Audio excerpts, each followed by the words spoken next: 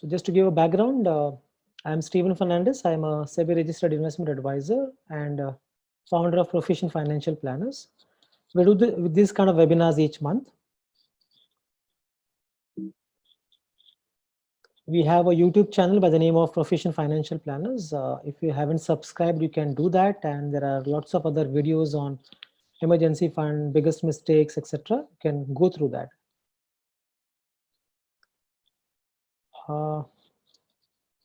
We all know that we are running a rat race. Most of us are into salaried jobs, and so we can say that we are trapped in the rat race. Somebody really said that the day you stop racing is the day you win the race. So basically what we're saying is that it's a herd mentality. Everybody is chasing money, everybody is working, but there is no planned effort that goes into how are you looking at your life in terms of 5 years, 10 years, 15 years from now. What do you intend to do over the next 15, 20 years? So that's very critical. The Dalai Lama said that most people sacrifice their health to make money, okay, and then they spend the money to get back their health, okay. So basically I'm trying to say is that we are all running a rat race, and we need to look forward and see how can we come out of the rat race. Just to give you an idea of the concept of FIRE. Basically, FIRE stands for Financial Independence and Retire Early. This is a movement which started in the US. There was a book written, Your Money or Your Life, by Mr. Vicky Robin and Joe Dominguez. Okay. So basically what they're saying is that we all look forward to retire at a traditional age of 58, 60 or 65. Instead, if we can prepone that age, if you can prepone that age to, let us say, 45 or 50 or maybe earlier than that, but it all depends on when you start looking forward to retiring early. Okay, so ideally it would mean, if you're looking at retiring early, it would mean that trying to save maximum amount of money from the day one towards savings. Okay, so basically once the saving of these people who come under this category, once their savings reach approximately 30 times of their annual income, they quit their jobs, daily jobs, they quit the way they're working, okay, and they want to completely retire. They don't want to be employed or do the same things again. They may intend to do part-time jobs whenever they feel short of money, but otherwise they have created a reserve corpus, and they would like to use that corpus by just withdrawing 3 or 4% of the corpus each year to take care of the expenses. Okay. So this is the basic concept of FIRE, which is financial independence, retire early. Making a plan to retire early, coming out of the rat race.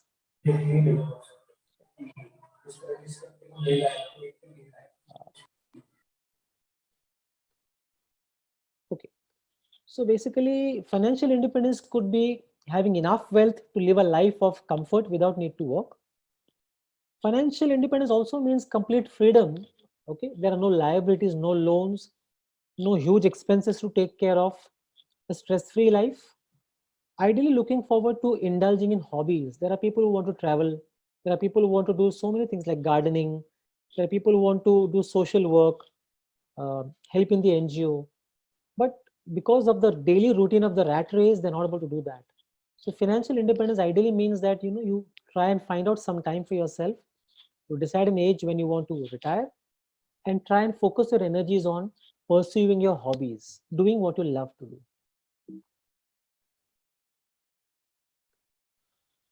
Okay, so ideally we're looking at retiring early is that the focus is on trying to retire before 50.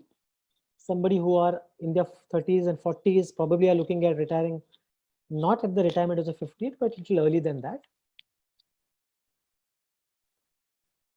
Now, is it possible? Is it possible that you can retire early? Of course, it's possible, but it's not easy. The path is not easy. Okay, and that's why we are all here, just to understand how we can make it possible so that we can retire early. What do you need to achieve financial independence and retire early? There are about 6 things that you need to follow, 6 critical important things. First one is absolute frugality. Frugality basically means living a very simple life, not overspending your money. Second is save, save, save. The whole focus of your earning will be saving money. Third is trying to keep your expenses to a minimum. Only spend where required, only for your needs.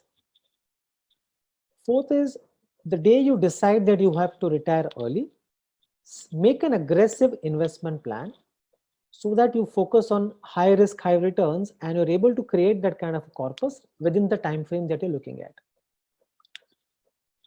Not taking any loans, staying away from getting into debt, and lastly, not buying any property, because we all know property is a huge investment and it might not help you create the corpus that we're looking at. So what's the first thing that we're talking about? We talk about frugality, absolute frugality. Frugality basically is a very, very simplistic life, trying to cut down on most of your costs. We all know what kind of expenses that we have today. Our lifestyle expenses are so high. Okay. So few examples that I can give you is not spending too much on clothing, not buying branded clothes. Buy good clothes, but don't buy much branded clothes, which are very expensive. A normal smartphone today you can get in about between 7,000 to 10,000 rupees, but today people want to splurge on an iPhone, want to splurge on the latest modern smartphone, which might cost 40, 50 grand or maybe a lakh. Not doing that. Okay. People want to buy their own car on loan and pay the loan for next 5, 7, 10 years. Instead, we all know in the cities, having a personal car has no sense because there's always traffic jam, the roads are not good. You endlessly spend time traveling. In spite of that, Ola, Uber at times comes very cheaper. You don't have to worry about parking your car, etc. So again, frugality, spending where required. Whenever you go on vacations, nowadays there are so many vacations where your costs can come down if you plan vacations in a group. Airbnb concept has actually come at the right time, and because of the Airbnb concept, people don't have to spend so much of money going to a resort. You can do what you want to do, but by spending less amount of money on vacations. So frugality, the first point that you need to do is frugality. Try and cut down your expenses as much as possible. Start immediately saving your money. The sooner you start, the better. Okay. When it comes to retirement planning, it's never don't delay it, because if you're trying to retire early, you need to start early. More you invest, the more the compounding effect takes place, and there is a very high potential of your money growing to a much better corpus ahead. So compounding, for your money to grow and compounding to take place, you have to start early. Keep expenses to your minimum. We are in a world where people look at others and they try to copy. We are in a instant gratification world where we need everything instantly. Okay? So focus on areas where you can cut down on spending. Okay. Don't keep buying things which you don't need. Focus on your real needs, not your wants. Cutting down on your clothing and accessories. Only buy what's required. Not splurging on eating out very often. Once in a while is fine. Not having any credit cards. Okay, so basically what we're trying to say is that focus on needs, not on wants. This will reduce your expenses and keep more money with you for saving. Start investing aggressively. Okay, equity schemes, equity shares, equity mutual funds are the assets which will actually help you create a good corpus, help you get better returns. We all know equity shares and mutual funds are riskier in the short term, but they create wealth over the long period of time. And we're not talking about 5 years here, we're talking about 15-20 years of period from today, especially those who are 25-30 in that bracket. We're looking at least a 15-year period uh, to retire early. And this is a very good period for you to create wealth if you're investing in equities, if you're investing in equity mutual funds. Don't take loans, okay? Because loan binds you. You have to pay your loan back. Taking is very easy, but paying back really uh, takes in a lot of effort. If your job is not steady, if you face some emergencies, and if you're not able to pay your EMIs on time, okay? So this whole concept of retiring early tells us that don't take loans unnecessarily. Cut down on your credit card. Don't use a credit card loan. Don't take a car on loan, which we just explained earlier. Personal loan is a complete no, because personal loans are very expensive. It's the most expensive loan that you can have. Consumer loans, again, we all are consuming, we are all buying so many electronic gadgets and things on such a regular basis. Cutting down on those things, trying to live a very simplistic life.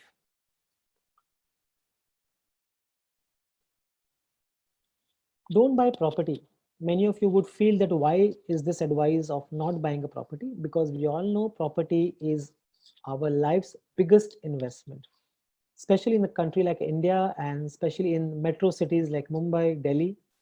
Property rates are very expensive, very high compared to the global average. 90% of the properties purchased are on loans, and these loans are not for 3 or 5 years.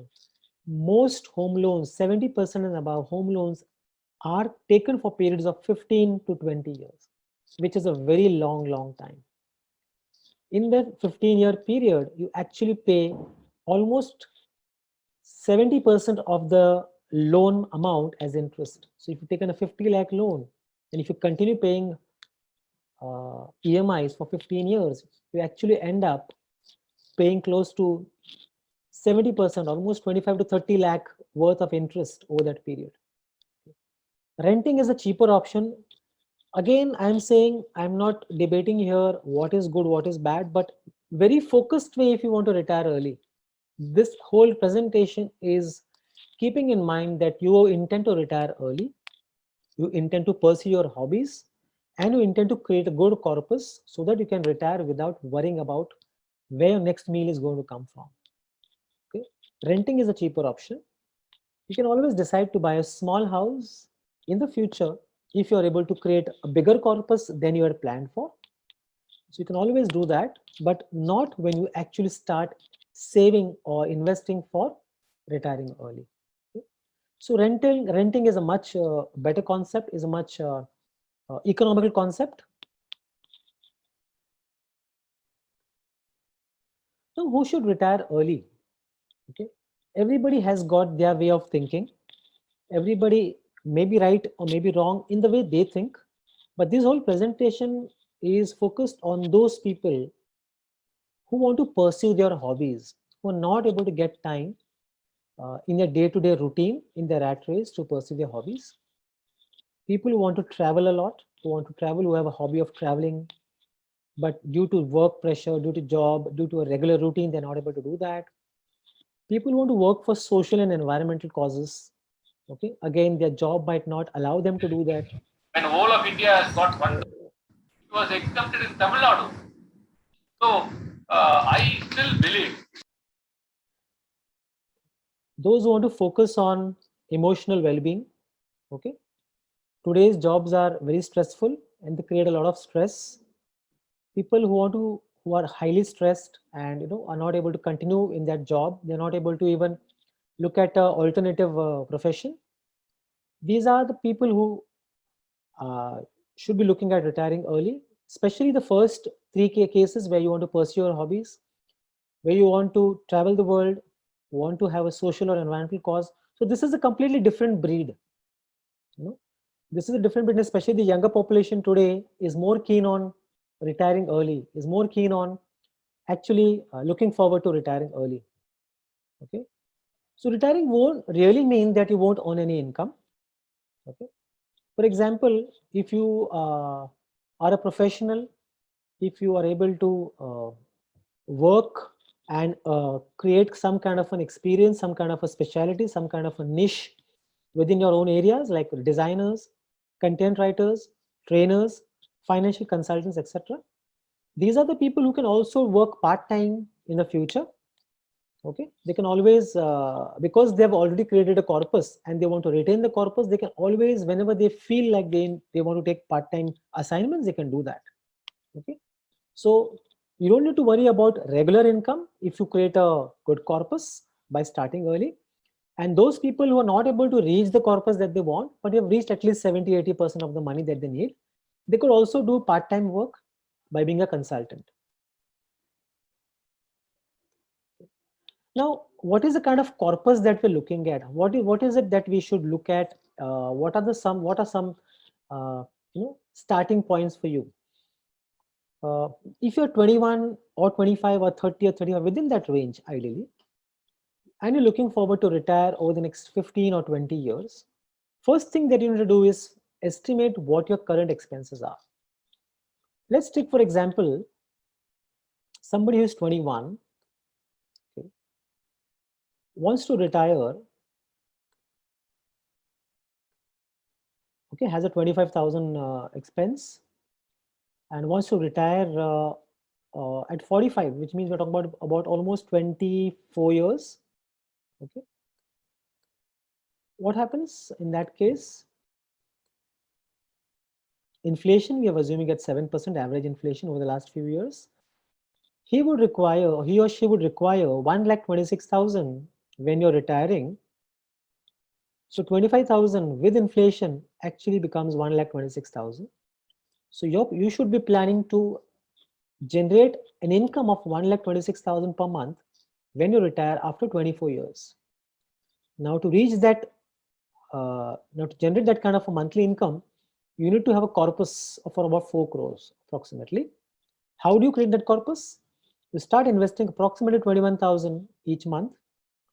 Initially, you might not be able to do that in case your income is low. You might start with 15,000 or 10,000. And each month, as your income grows, you can keep adding the savings, keep adding that investment. And as I told you, you have to aggressively invest that, especially in equity or mutual funds. Okay, I'll also speak about equity separately.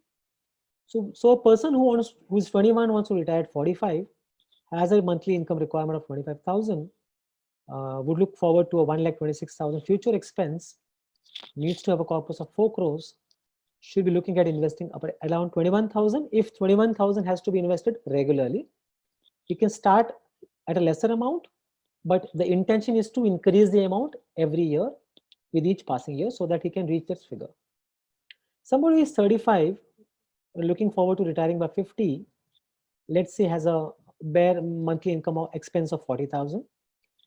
We'll look forward to a future value for around 1,10,000. Would require a corpus of about 3.33 crores. This person would require to invest about 60,000 a month. Again, here, if 60 is not possible, they can start with 30 or 40. And each year, as the increments come in, as the income increases, you incrementally increase your investments. Now, this corpus is considered a good corpus for somebody who expects to live up to 85 years post-retirement. Okay, so we're talking about at least 30 to 40 years additional living after retirement. Okay, if you reduce your expenses, if you're able to live a frugal life, if you're able to cut down on your expenses in the future, probably the corpus requirement would come down that time.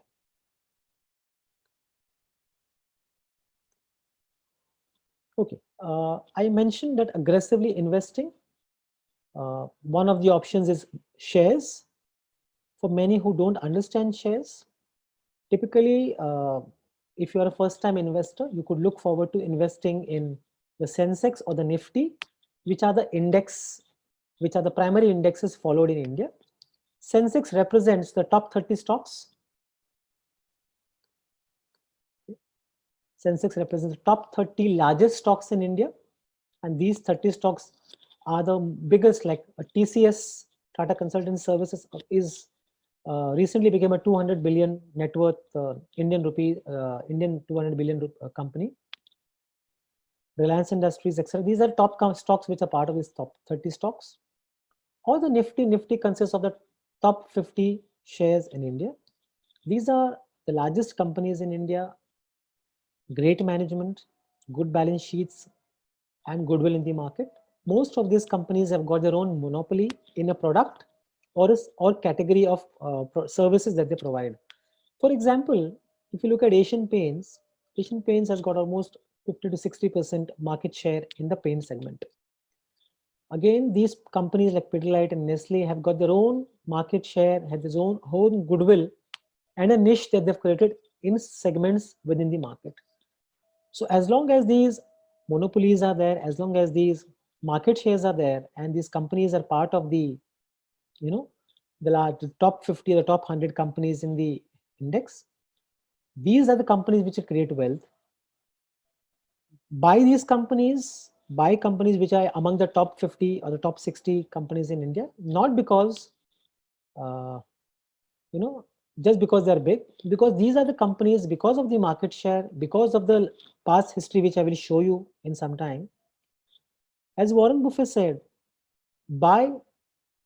it's far better to buy a wonderful company at a better price or a fair price than a fair company at a wonderful price. What he means is that if you buy good companies which have got monopoly in their own industries, in their own products, large companies, good management teams, etc., even if you buy them at a slightly higher price in the market, they would still create value for you because you're holding them for the long term, rather than buying shares at a very low price. And those companies might not be good just because they're available at a low price, you're buying them. So buy companies which are inherently good and they have got a good market share. These are some of the examples of stocks or shares which are part of the Sensex. So in HDFC Bank or the HDFC or Infosys, Reliance Industries, Asian Paints, Nestle, these are part of the Sensex. Nifty 50 will consist of most of the 30 companies along with the others. Okay? SBI, Kotak Bank, ICICI Bank, etc.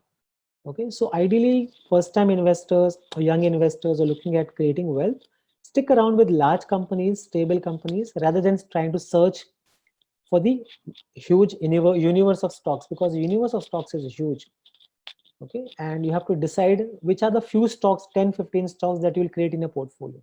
And for that, don't try to go, and reinvent your wheel. Try to go as per whatever already is, the data is there, the history is there in front of you. As per the Wealth Creators Report, which was presented by Motilal Oswal, they do this report every year. The fastest, biggest, consistent wealth creators, and most of them you'll find are familiar names. Okay, if you look at the fastest wealth creator over the last 25 years, Infosys has given 30% returns on an annualized basis. What do we get in fixed deposits? We get a 5%, 6% today. If you talk about a 25-year history, then fixed deposits would have given close to a 9%, 8 to 9% return on a regular basis. But Infosys over a 25 years period has given a 30% return. Pidilite has given a 25% return. Bajaj Finance 23%. Now, what I mean by 30% would not mean that each year they would have grown by 30% on a year-on-year basis straight.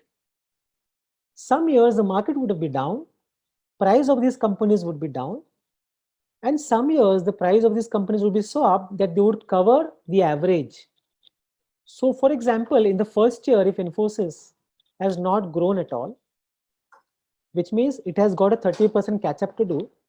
Second year, Infosys maybe would grow by 60%. Third year, Infosys might fall by 50, 60%, but it recovers in price over the longer period of time. So that average is about 30%. And we all know stock markets don't move in a straight line. They go up and down. But when you are looking at a long term, this is the result that you get with good companies. If you convert the value that these stocks have created in terms of actual money, monetary value, then 1 lakh invested in the year 25 years back in Infosys would be worth 16 crores today. In a Britannia Industries, a 1 lakh invested 25 years back would be worth 2 crores today. Okay. So this is the kind of wealth earning potential is there in shares. As we all know that Sensex journey is not linear, and it's an up and down journey. Okay. It started at 100 points in 1979. In 1990, first time it crossed 1,000 points. And then we had Harshad Mehta scam, we had the Mumbai bomb blast, we had the technology boom, and then there was a market fall during the dot-com bust. Then we had a liquidity crisis in the year 2000, 2007, 2008. Okay, so with all these problems, in spite of that, Sensex has crossed more than 50,000 today. I think we crossed 59,000 just a couple of days back. So not focusing on where the Sensex is, but focusing on the long journey. Okay, that is where your investments in equity will come in handy if you plan to retire early. I also mentioned creating wealth through equity mutual funds, especially going aggressively if you're planning to retire in the next 15 to 20 years with that kind of a time horizon. So mutual funds actually are indirect investors. So you don't directly invest in shares. You give their money to mutual fund managers. They on their own invest in shares and they provide you the returns. Okay. So mutual funds are an indirect route to invest in shares. Okay. So this also can be one of the routes for you to create wealth. Just to give you an example of some of the earliest schemes which started. Okay, so if you look at some of the schemes have started in say 1996, 1993, 1986, 2002. What has been the average returns? Okay, barring one, the rest have given about 16 to 18% returns over the last 18 to 25 years. A 10 rupee value which they started with today has reached 680 rupees, almost 68 times or 70 times, or almost 20 times, over the last 25. This is almost like 35 years. This is almost 28 years. This is almost 19 years, 34 times. Okay. This is the time of so many excess of wealth that they have created for clients in that period of time. Okay. So long-term wealth can be created in mutual funds and stocks, especially if you're looking at retiring early, then these are the assets or these are the kind of investments that you should look at. Okay. So this is what I wanted to convey basically, ideally. So what I'm trying to say is that if you're retiring early, looking at retiring early, a few things that you need to consider is cut down on your expenses, live a very frugal life, start saving the maximum amount of money at the earliest, create a targeted amount based on your expenses that you have today.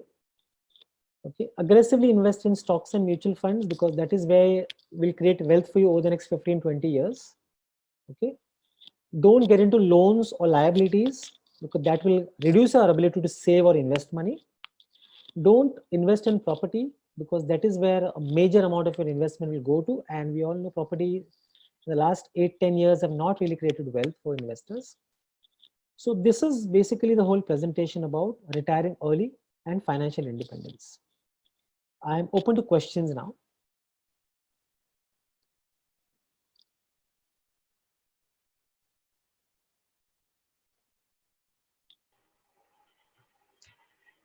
You can unmute and ask questions.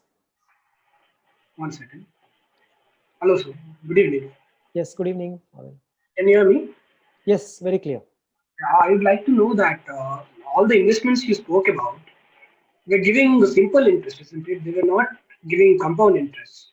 So where do you want us to invest so that our money is like uh, expanded compoundly, like not simple interest and giving compound interest? What I showed was a compounding return in stocks and mutual funds. I showed you a compounded return. So Okay. typically, if you have invested in good shares and you have held on those shares for 10, 15 years, then whatever Okay. value you just saw, which I showed you, is a compounded return on that. It's not a simple return. Okay. So for compounding return, there are two things that you need to do. One is invest regularly and stay invested for a longer period of time. Okay? So stocks and mutual funds are avenues where actually you can compound your money. Have I answered a question? Yeah, yeah. Anyone else has any question? Yeah, Stephen. Yeah, hi Bento. Yeah.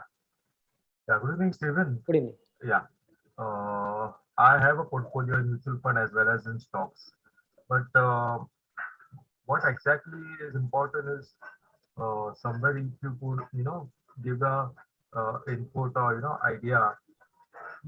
Okay, the blue chip stocks we can hold forever. That's not a problem. But there are some companies whom we have kept and for a long time, uh, they they have deteriorated. If you see the stocks have come down in value. Like if you see the current scenario, Vodafone Idea has fallen. Yes Bank has fallen down. There was this thing, Reliance. Good. Yeah, Got it. communication.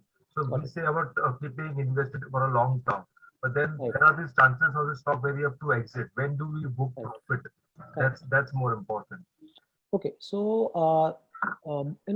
investing in equity and shares is a completely different topic, and it's an advanced topic which we'll cover later. But there are certain videos which I have made which will actually answer those questions of yours. The whole idea is buying the right companies. The companies that you spoke about are companies which are in debt, which are huge in debt. If you just spoke about Vodafone, which you know the kind of debt that the company holds. So the whole idea of buying blue chips, the buying companies was buying companies which are debt free, which have a very great cash flow, which have a great management, and these are the companies that you can hold for. Typically, people want to buy companies which have fallen down in value because they feel their brand is big, fallen down in value, but they are unable to see that what is the reason why the share price has come down. One is huge amount of debt; they're not able to service the debt.